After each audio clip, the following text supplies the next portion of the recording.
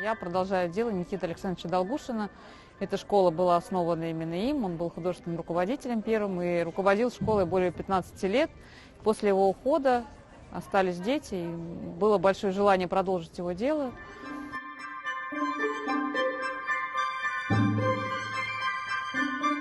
В первые секунды моего выступления я очень сильно волновалась. Даже просто встать с кровати для меня было каким-то большим страхом. Но вот потом, когда я уже вышла на сцену и поняла, что мне надо раскрываться зрителю, показывать ему именно сказку, а не мои переживания и эмоции, которые именно внутри меня.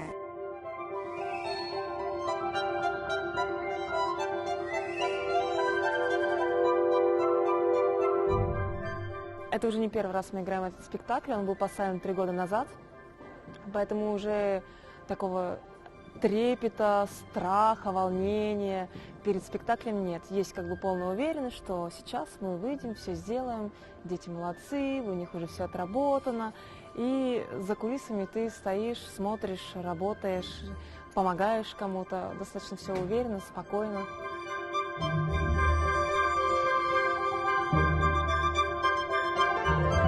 У нас что ни день, то приключения.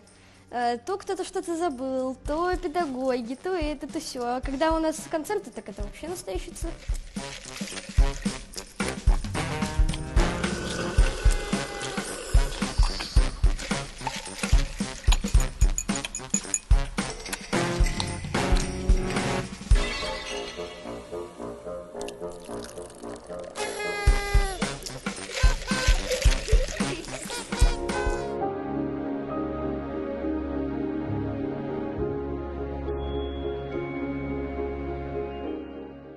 Наши педагоги очень хорошо нас поддерживают. Они прям, можно сказать, болеют за нас, очень волнуются. Они держат за нас кулачки и постоянно нас как-то подбадривают, мотивируют для того, чтобы мы не нервничали и танцевали спокойно.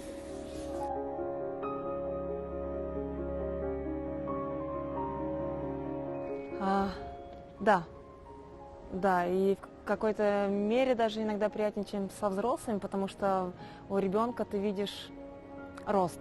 То есть ты видишь прям, как меняется ребенок, как он растет как исполнитель, как у него там что-то меняется, и они более открытые, более еще чистые такие.